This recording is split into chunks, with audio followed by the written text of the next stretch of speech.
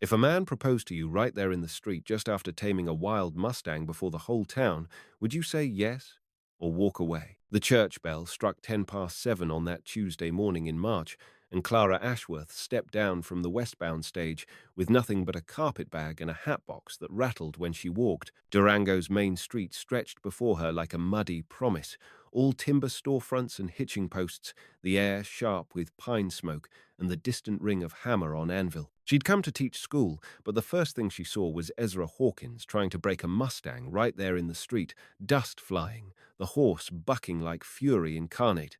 A crowd had gathered ranch hands betting silver dollars, shopkeepers leaning in doorways, children pressed against window glass. The Mustang was a painted mare, white and brown patches catching the morning light, and she had no intention of being broken. Ezra sat deep in the saddle, his hat somehow still square on his head, reins loose in one hand while the other rested calm on his thigh. No yanking, no spurring, just riding the storm. "Bet you $5 he's on the ground in 30 seconds, called out Pete Garrison from the mercantile steps. "Make it 10, said Clara, setting down her bags. "He'll be on that horse when the dust settles." The crowd turned to look at her, this woman, in a grey travelling dress with her hair pinned neat and her voice steady as bedrock. Ezra caught her eye for just a moment, tipped his hat without losing his seat, and that's when the mare made her final, spinning leap toward the sky. When the dust cleared, Ezra was still mounted, the mare standing quiet with her head down, flanks heaving. He dismounted slow and easy, ran a hand down the horse's neck, then walked over to Clara while Pete Garrison counted coins into her palm. "I'm not impressed," Clara said, though her eyes lingered on the way he'd handled the reins, gentle but sure. Ezra nodded, serious as Sunday. What would it take? More than that. He considered this, thumbs hooked in his belt, then reached into his vest pocket and pulled out a folded paper, his deed to 40 acres north of town. "Marry me," he said, "and I'll deed you half my land." The crowd went silent. Even the mare lifted her head to listen. Clara looked at the paper, then at Ezra, then at the faces watching from every doorway and window on Main Street. The stage driver was already loading bags for the return trip east. The schoolhouse sat empty at the end of the street, waiting for a teacher who might or might not stay. "You don't know me," she said. "I know you took the bet," Ezra replied, "and I know you won." She folded the deed paper once more and handed it back. "Ask me again at Christmas. If you still think it's a good idea, I'll give you an answer then." The church bell marked 8 o'clock as Clara picked up her bags and walked toward the schoolhouse, leaving Ezra standing in the street with his hat in his hands and a folded deed that suddenly felt like the most important document in Colorado territory. By October, Clara had 23 students and a reputation for fairness that stretched from the mining camps to the ranching spreads.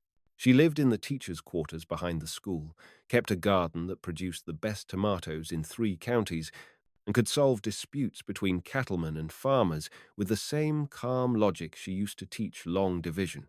Ezra brought her fresh milk twice a week and never once mentioned marriage, though he always found a reason to linger, checking the schoolhouse roof for loose shingles, splitting kindling for her stove, listening to her students recite their letters through the open windows.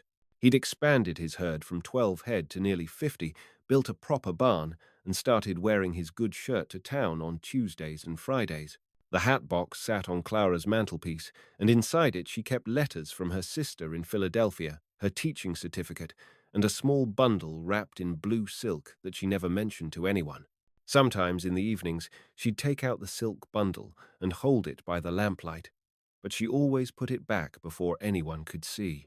"Winter's coming early," Ezra said on the first Friday in November, unloading split pine logs beside her door. "Almanac says we'll have snow before Thanksgiving."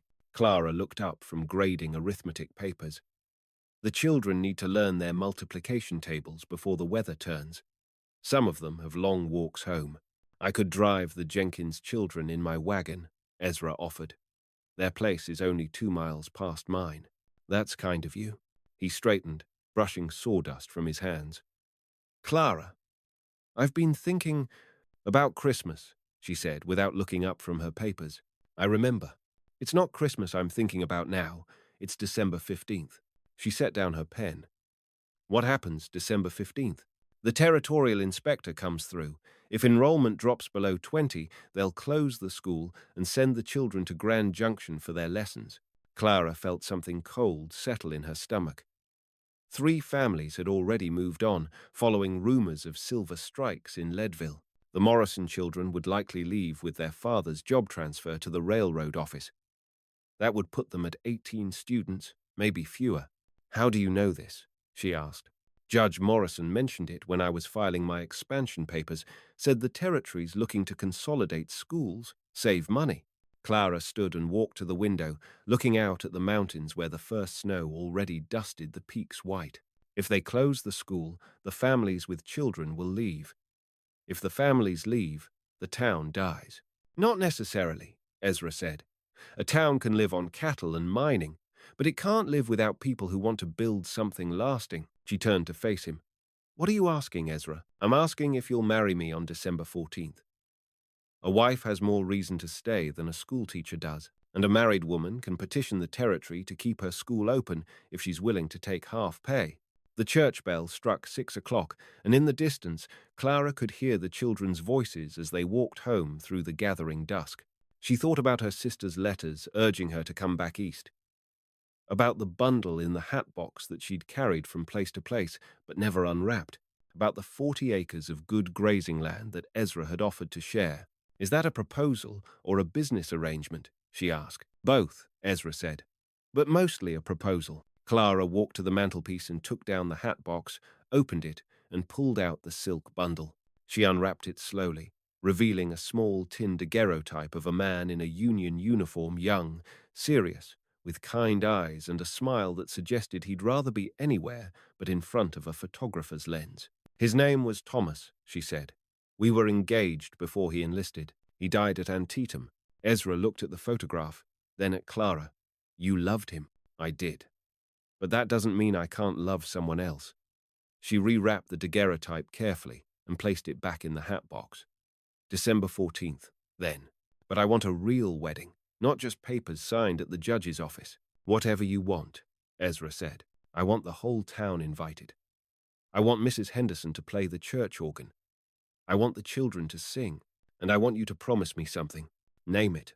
Promise me you won't try to change who I am. I'll still teach school as long as they'll let me.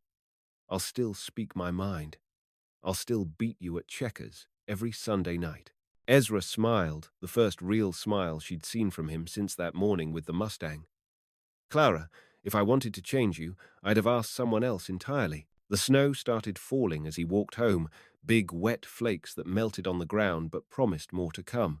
Clara stood at her window and watched him go, one hand resting on the hat box, already planning lessons that would carry her students through the winter and into whatever spring might bring. December 14th dawned clear and cold, with 3 inches of fresh snow on the ground and the church bell ringing steady across the valley. Clara woke before dawn and made coffee by lamplight, her wedding dress hanging from the rafters like a pale ghost in the darkness. She'd sewn the dress herself from ivory silk that Ezra had ordered special from Denver, working by firelight in the evenings after her students went home. It was simple but elegant, with pearl buttons and lace at the collar that had belonged to her mother.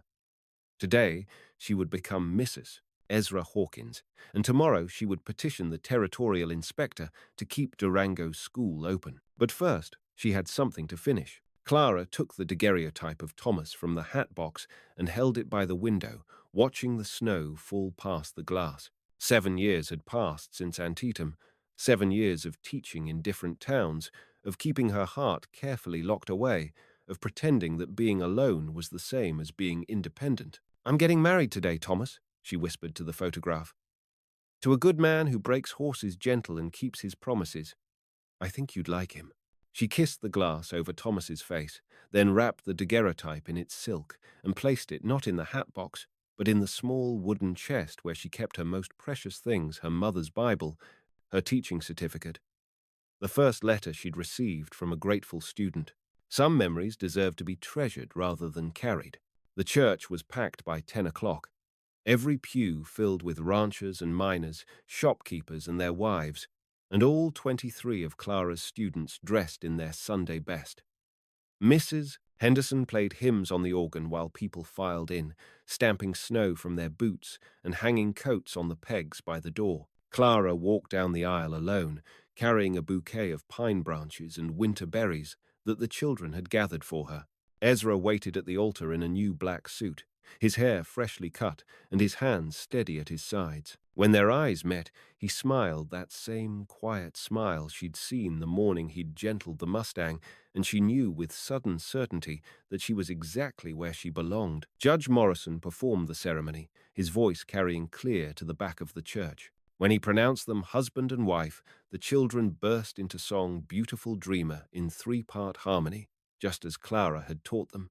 Ezra kissed her soft and sure, while snowflakes drifted past the colored glass windows, and the whole congregation cheered. At the reception in the church hall, Pete Garrison raised a toast with apple cider and declared that Durango had gained not just a new family, but a partnership that would see the town through whatever troubles lay ahead.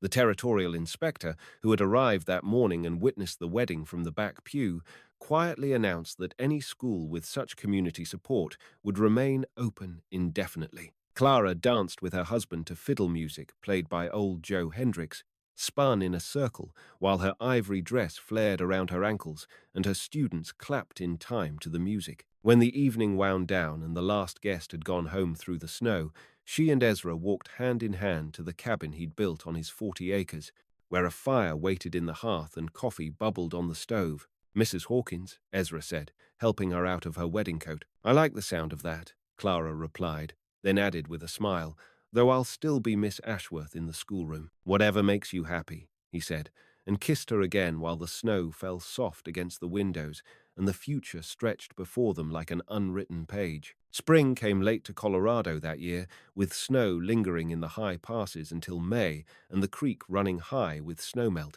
Clara had been married 5 months and was expecting their first child by Christmas, though she hadn't told anyone yet except Mrs. Henderson, who'd guessed from the way Clara rushed outside during morning lessons and came back pale around the edges. The trouble started with a letter that arrived on the Thursday stage, addressed to Ezra in legal script that made Clara's stomach tighten before she even opened it. The letter was from a cattle company in Denver, offering to buy his land for 3 times what he'd paid for it if he could provide clear title. "What does that mean?" Clara asked, though she suspected she already knew. Ezra read the letter twice, then set it down on the kitchen table. "Means someone's challenging my claim. Says there's a prior filing on this land that predates mine by 6 months, but you filed properly. I saw the papers. So did I. But papers can be forged, dates can be changed." He rubbed his jaw, thinking, "The cattle company wants this whole valley for summer grazing. If they can break my claim, they can probably break the others too." Clara walked to the window and looked out at the land they'd built their future on, the barn Ezra had raised with help from neighbors, the garden where she'd planted tomatoes and beans, the pasture where his cattle grazed fat and content.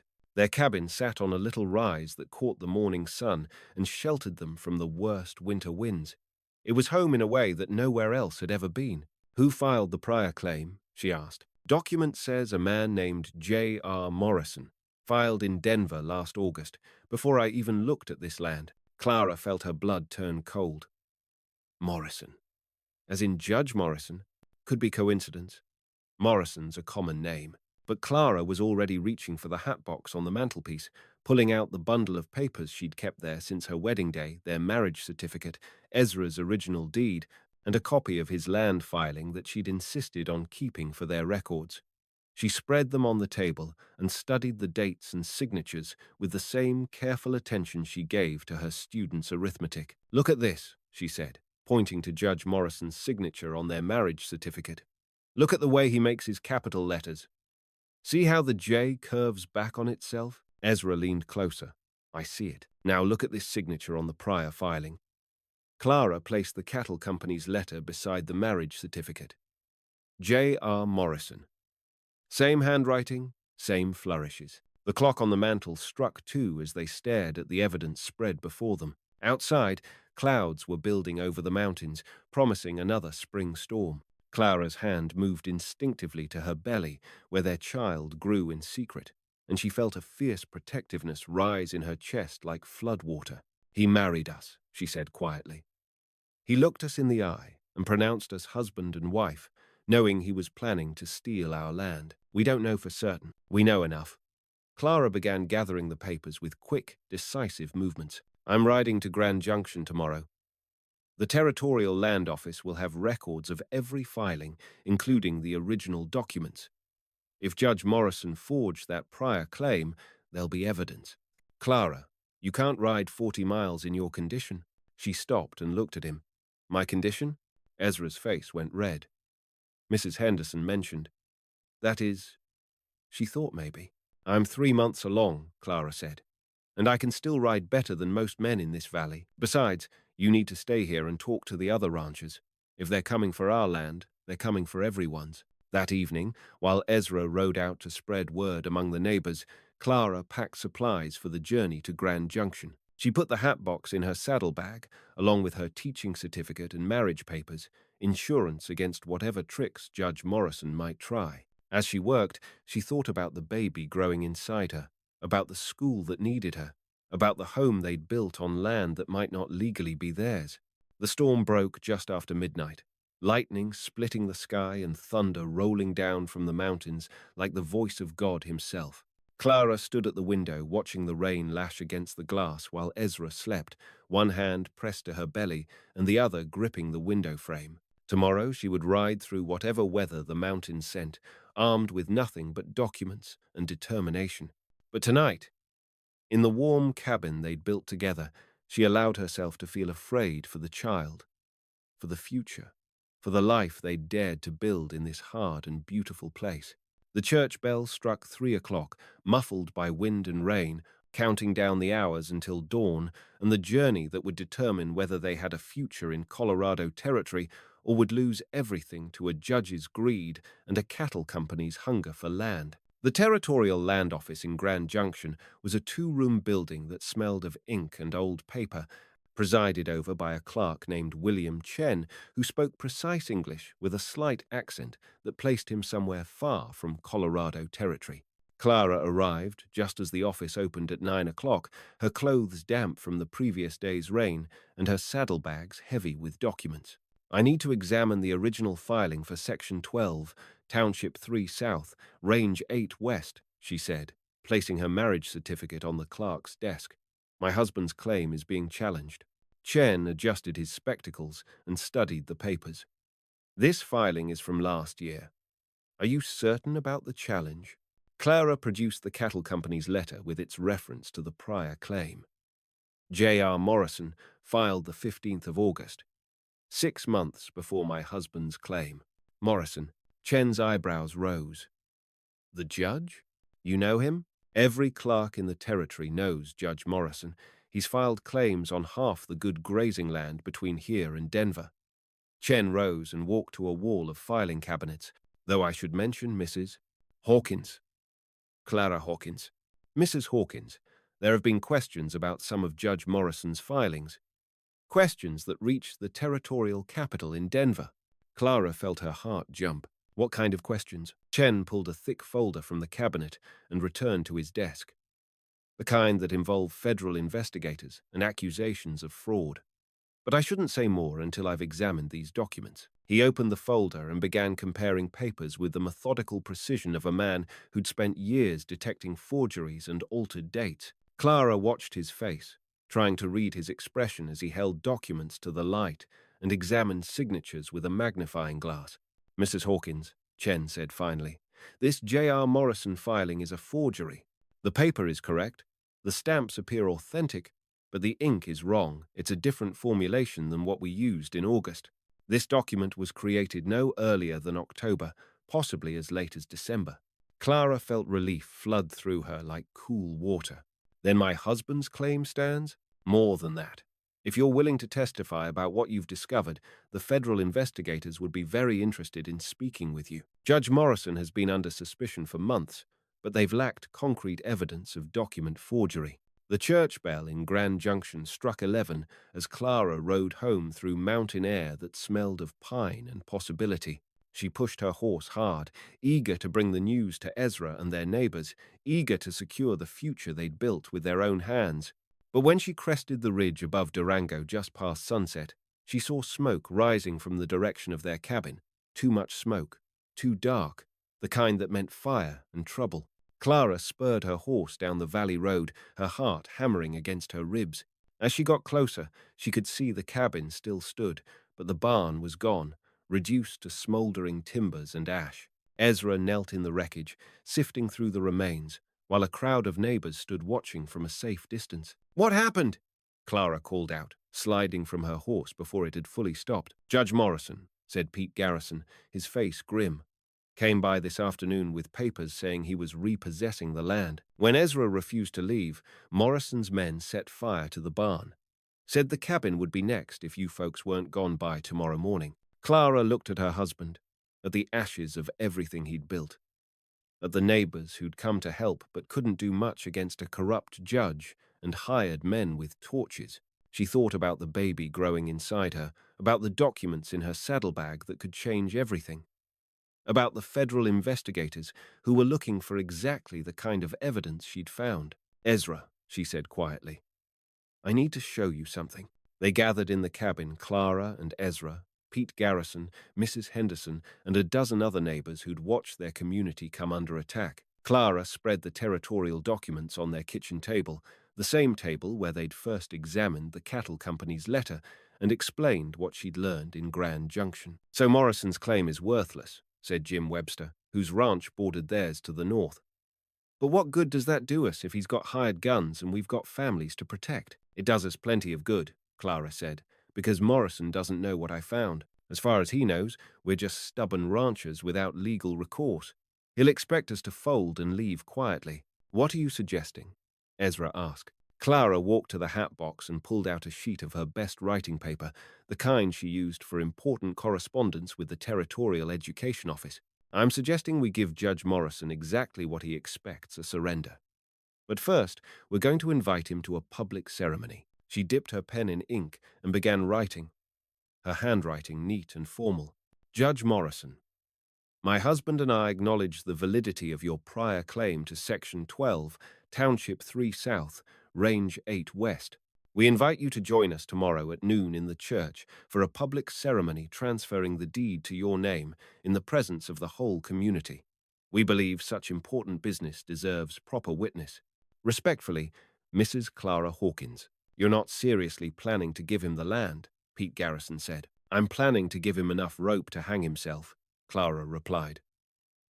"Mrs. Henderson, can you make sure this letter reaches Judge Morrison tonight? And can you also send a telegram to the federal marshal in Denver? Tell him that if he wants to catch a territorial judge in the act of accepting forged documents, he should be in Durango tomorrow at noon."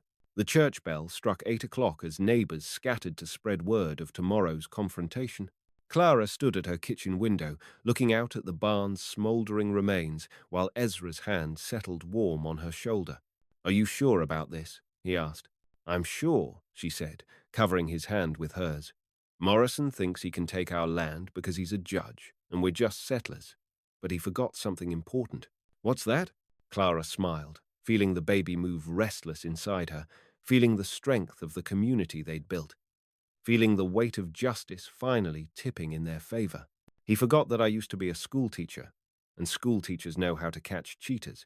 The next morning dawned clear and bright, with spring sunshine slanting through the church windows as the people of Durango filed into pews for what would become the most memorable service in the church's short history. Judge Morrison arrived precisely at noon, accompanied by 2 hired men and carrying a leather portfolio that he clearly expected to fill with deed papers. Federal Marshal Tom Bradley had arrived on the morning stage, dressed like a traveling preacher, but carrying a badge in his vest pocket and a keen interest in territorial land fraud. He sat in the back pew, watching everything with the quiet attention of a man who'd learned to spot guilt in the smallest gestures.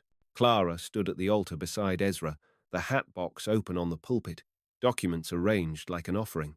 She looked out at the packed church, her students in the front rows, neighbors filling every pew, Judge Morrison in his customary spot near the door, ready for a quick exit once he'd claimed his prize. "Thank you all for coming," Clara said, her voice carrying clear to the back of the church. We're here today to settle a legal matter concerning the land my husband and I call home. Judge Morrison has presented documents showing a prior claim that predates ours by several months. Morrison nodded, looking satisfied. That's correct, Mrs. Hawkins. Though I appreciate your cooperation in this matter, it really wasn't necessary to involve the whole community. Oh, but it was, Clara said.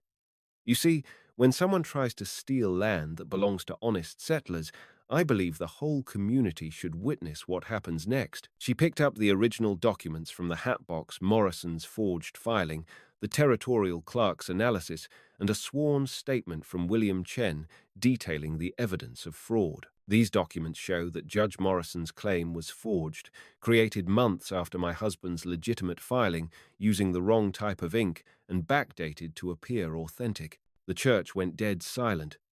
Morrison's face flushed red, then pale. That's a serious accusation, Mrs. Hawkins. I hope you have proof. I do. Clara gestured toward the back of the church. Marshal Bradley, would you like to examine these documents? The federal marshal rose from his pew and walked forward, his footsteps echoing in the sudden hush. He studied the papers Clara handed him, then looked at Judge Morrison with the flat, measuring gaze of a lawman who'd seen every kind of corruption the frontier had to offer. Judge Morrison, Marshal Bradley said, you're under arrest for territorial land fraud, forgery of federal documents, and conspiracy to defraud settlers of legally filed homestead claims. The hired men Morrison had brought started to move, hands drifting toward their guns, but they found themselves facing not just the marshal, but a church full of ranchers and miners who'd had enough of corruption and stolen land. Pete Garrison stood up, then Jim Webster, then a dozen other men who'd built their lives with honest work and weren't about to let anyone take it away. Morrison looked around the church, seeing his situation clearly for the first time. This is all a misunderstanding, he said.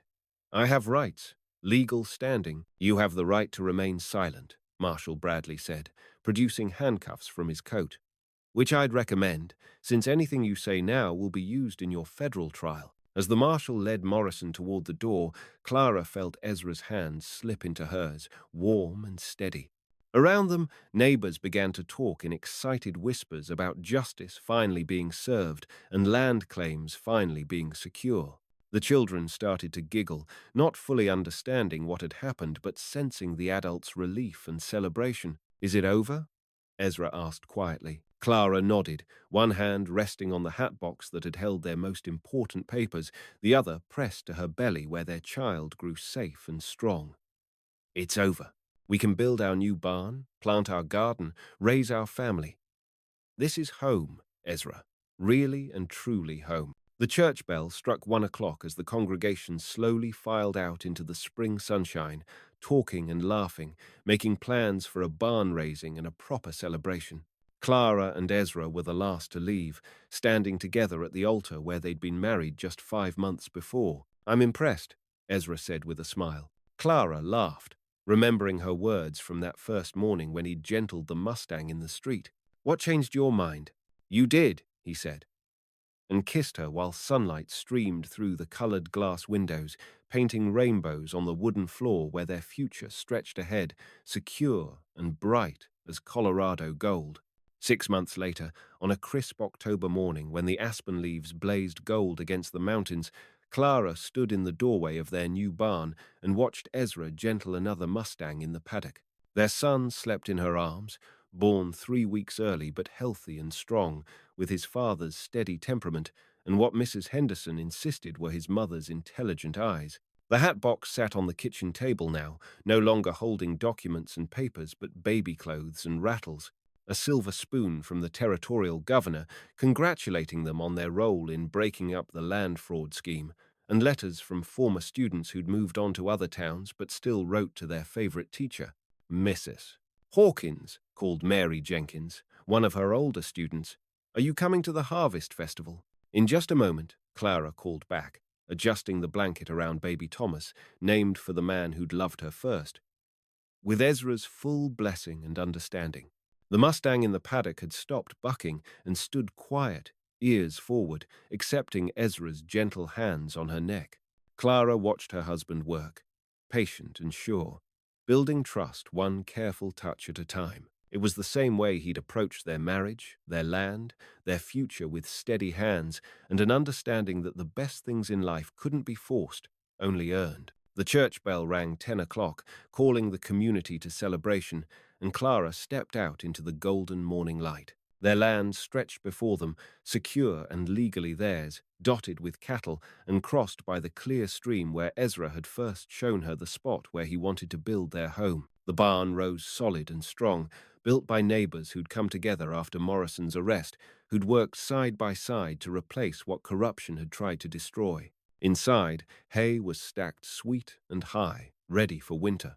The garden had produced more tomatoes than they could eat, and Clara's root cellar was full of preserved vegetables that would carry them through the cold months ahead. Not bad for a dare, Ezra said, joining her in the doorway with his hat in his hands and sawdust in his hair. Not bad at all, Clara agreed, shifting baby Thomas to her hip and taking her husband's arm.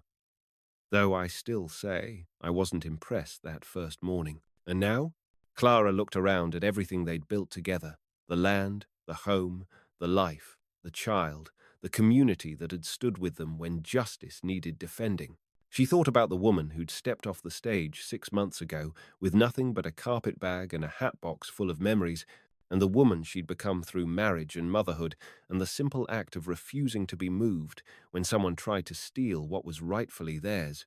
Now, she said, standing on her toes to kiss her husband while their son gurgled contentedly between them. Now I'm impressed. The church bell continued to ring across the valley, calling them to celebration, and Clara Hawkins walked toward the sound with her family beside her and her future bright as mountain sunshine ahead. If something in this story touched you, linger with us. We'll handle the rest.